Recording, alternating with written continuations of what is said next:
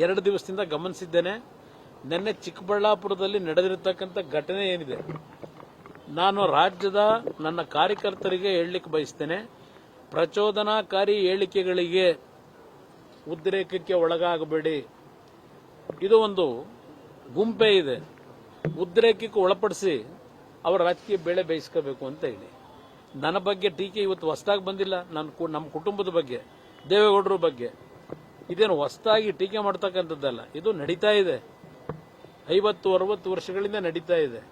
ಅದರಿಂದ ನನ್ನ ಕಾರ್ಯಕರ್ತರಿಗೆ ನಮ್ಮ ನಾಡಿನ ಸಂಸ್ಕೃತಿ, ಒಂದೊಂದು ಬಾರಿ ಈ ತರ ಪ್ರಚೋದನಕಾರಿ ಘಟನೆಗಳಿಂದ ನೀವೇನು ಉದ್ರೇಕಕ್ಕೆ ಒಳಗಾಗ್ತೀರಿ, ಅದು ನಮ್ಮ ಸಂಸ್ಕೃತಿ ಅಲ್ಲ. ಚಪ್ಪಲಿ ತೂರ್ತಕ್ಕಂಥದ್ದು, ಯಾವುದೇ ರೀತಿಯಲ್ಲಿ ಧಿಕ್ಕಾರಕ್ಕೆ ಹೋಗೋದು ಬೇಕಿಲ್ಲ. ಜನ ತೀರ್ಮಾನ ಮಾಡ್ತಾರೆ. ದಯವಿಟ್ಟು ಯಾವುದೇ ಕಾರಣಕ್ಕೂ ಇಂಥ ಪ್ರಚೋದನಕಾರಿ ವಿಷಯಗಳು ಬಂದಾಗ ನೀವು ಉದ್ರೇಕದಲ್ಲಿ ಯಾವುದೇ ರೀತಿಯಲ್ಲಿ ಸಮಾಜದಲ್ಲಿ ಒಂದು ಅಶಾಂತಿಯ ವಾತಾವರಣಕ್ಕೆ ಅವಕಾಶ ಕೊಡಬೇಡಿ.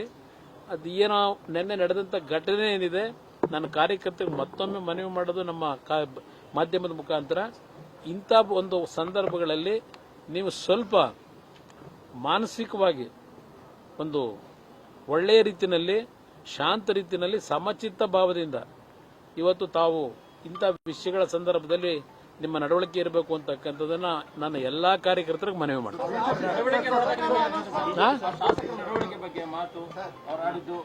ಅವ್ರು ನೋಡಿದಾಗ, ಅವರ ನಡವಳಿಕೆ ನೋಡಿದಾಗ ಸರ್, ಕೈ ಮುಗಿಯೋಣ. ಬಿಜೆಪಿ ಸತ್ಯಶೋಧನಾ ಸಮಿತಿ ಇದೆ ಸರ್. ಇಡೀ ದಿನ ತಾವು ಕಾದ್ರೆ, ಆದ್ರೆ ಅವ್ರು ಸಮರ್ಥನೆ ಕೊಟ್ಟಿದ್ದೇನೆ ಅಂತ ಹೇಳಿದ್ರೆ ನಮಗೆ ಕೆಂಪೇಗೌಡ ಜಯಂತಿ ನಾವು ಇನ್ನೂ ಕಾಯ್ತೀನಿ.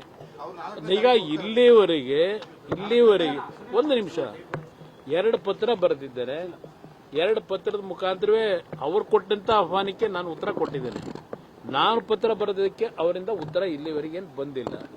ಬಂದು ಅವರೇನಾದರೂ ಜನಗಳ ಮಧ್ಯಕ್ಕೆ ಬಂದು ರೈತರ ಜೊತೆಲಿ ಕೂತು ಚರ್ಚೆ ಮಾಡೋದಾದ್ರೆ ನಂದೇನು ಅಬ್ಜೆಕ್ಷನ್ ಇಲ್ಲ, ನಾನು ಬರ್ಲಿಕ್ಕೆ ತಯಾರಾಗಿದ್ದೀನಿ ರೈತರ ಜೊತೆ. ಆದರೆ ನೆನ್ನೆ ದಿನ ಯಾವ ರೀತಿ ಘಟನೆ ನಡೆದಿದೆಯಲ್ಲ, ಘಟನೆ ನಮಗೆ ರೆಡ್ ಅದಂತೂ ಕೆಂಪು ಔಟ. ಆ ರೆಡ್ ಝೋನ್ ಅಂದರೆ ಕಬ್ಬ ಅಲ್ಲಿ ಬಂದಂತರಿಗೆ ಅವ್ರಿಗೆ ಜ್ಞಾನವೂ ಇರಲ್ಲ. ಅದಕ್ಕೆಂದ್ರೆ ಕೆಲವು ಟೈಲ್ ಹೇಳ್ತಾ ಇದ್ರು, ಎಲ್ಲ ಬಂದರು, ನಾವು ಕೂಲಿ ಕೆಲಸ ಮಾಡೋರು, ನಮ್ಗೆ ಯಾವುದು ಭೂಮಿ ಇಲ್ಲ, ಏನೋ ದುಡ್ಡು ಕೊಡ್ತೀವಿ ಅಂದ್ರು ಬಂದಿದೀವಿ, ಊಟ ಹಾಕ್ತೀವಿ ಅಂದ್ರು ಬಂದಿದೀವಿ ಅಂತ ಪಾಪ ಹೆಣ್ಮಕ್ಳು ಹೇಳ್ತಾ ಇದ್ರು. ಆ ಕೂಲಿ ಕೆಲಸ ಮಾಡೋರ್ನೆಲ್ಲ ಕರ್ಕೊಂಬಂದಲ್ಲಿ ಧಿಕ್ಕಾರಕ್ಕೆ ಹೋಗ್ಸೋದು. ಅದಕ್ಕೆ ಪಾಪ ಬಂದವ್ರಿಗೆ ಬಹಳ ಜನಕ್ಕೆ ವಿಷಯವೇ ಗೊತ್ತಿಲ್ಲ. ಬಂದ್ ನಾನು ಸ್ವಂತ ನನಗೆ ಆಹ್ವಾನ ಕೊಟ್ರೆ, ಅಲ್ಲಿ ರೈತರ ಸಮ್ಮುಖದಲ್ಲಿ ಆಹ್ವಾನ ಕೊಟ್ರೆ, ಯಾರು ನಿಜವಾದ ರೈತರು ಖಾತೆ ಹೋಲ್ಡರ್ಸ್ ಇದ್ದಾರೆ ಅಲ್ಲಿ ಕೂತ್ಕೊಂಡು ಚರ್ಚೆ ಮಾಡೋದಕ್ಕೆ ಈಗಲೂ ಕರೆದ್ರೆ ಅವ್ರು ಯಾವಾಗ ಕರೆದ್ರು ಅಲ್ಲಿಗೆ ಬರ್ಲಿಕ್ಕೆ ತಯಾರಿದೆ. ಶೋಧನಾ ಸಮಿತಿ ಸಭೆ ಇದರಲ್ಲಿ ವರದಿಯಲ್ಲಿ ಜೆಡಿಎಸ್ 8 ಜನ. ನೋಡಿ, ನಾನೀಗ ಆಗಲೇ ಹೇಳಿದ್ದೀನಿ, ಅಡ್ಡ ಮತದಾನದ ಬಗ್ಗೆ ಯಾವುದೇ ರೀತಿಯ ಅದಕ್ಕೆ ದೊಡ್ಡ ಮಹತ್ವ ಕೊಡೋದು ಬೇಕಾಗಿಲ್ಲ. ಅದನ್ನ ಅಲ್ಲಿಗೆ ಕೈಬಿಡಿ ಅಂತ ಹೇಳಿ ನಾನು ಮಾರನೇ ದಿವಸಲೇ ಹೇಳಿದ್ದೇನೆ. ಅದಕ್ಕೆ ಯಾವುದೇ ರೀತಿಯ ಪ್ರತಿಕ್ರಿಯೆ ಅವಶ್ಯಕತೆ ಇಲ್ಲ.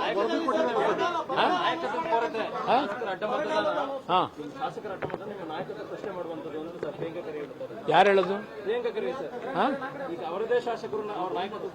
ಅಯ್ಯೋ, ಅವ್ರ ಪಕ್ಷದಲ್ಲಿ ಏನೇನಾಗಿದೆ, ಯಾವ ಸಂದರ್ಭದಲ್ಲಿ ಏನೇನು ಚರ್ಚೆ ಕೊಟ್ಟವ್ರೆ, ಎಷ್ಟು ಜನ, ಎಷ್ಟು ವ್ಯಕ್ತಿಗಳು, ಬೇರೆ ರಾಜ್ಯದ ಬೇಡ, ಕರ್ನಾಟಕದೊಳಗೆ ಸಿದ್ದರಾಮಯ್ಯರ ಮುಖ್ಯಮಂತ್ರಿ ಇದ್ದಾಗ ನಾಟಕ ನಡೀತಲ್ಲ 3 ವರ್ಷದಿಂದ, ಆಗ ಯಾರ್ಯಾರು ಏನೇನು ಹೇಳಿಕೆಗಳು ಕೊಟ್ಟರು, ಅವರಲ್ಲಿ ಎಷ್ಟು ವಿಶ್ವಾಸ ಇತ್ತು.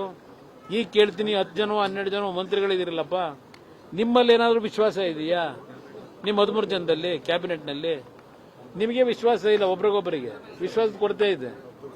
ನಿಮ್ಗೆ ಯಾವ ನೈತಿಕತೆ ಇದೆ? ಪ್ರಿಯಾಂಕಾ ಖರ್ಗೆ ಸ್ವಲ್ಪ ಮಾತು ಕಡಿಮೆ ಮಾಡಿ ಕೆಲಸ ಮಾಡಲಿ. ಹೋಮ್ ಮಿನಿಸ್ಟರ್ ಏನಿದ್ದಾರೆ ಕೆಲಸ ಸರಿಯಾಗಿ ಮಾಡಲಿ.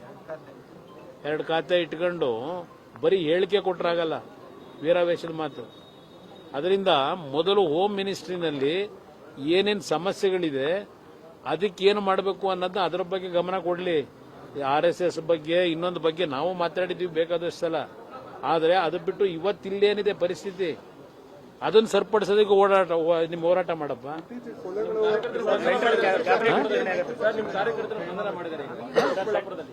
ಅಲ್ಲಿ ಚಪ್ಪಲಿಸ್ತರು ಒಂದು ಜೆಡಿಎಸ್ ಮತ್ತೆ ಕನ್ಸಿಡರ್ ಕಾನೂನು ವ್ಯಾಪ್ತಿ ಒಳಗೆ ಅಲ್ಲಿ ಏನು ರಿಲೀಫ್ ತಗೋಬೇಕೋ ತಗೋತಾರೆ.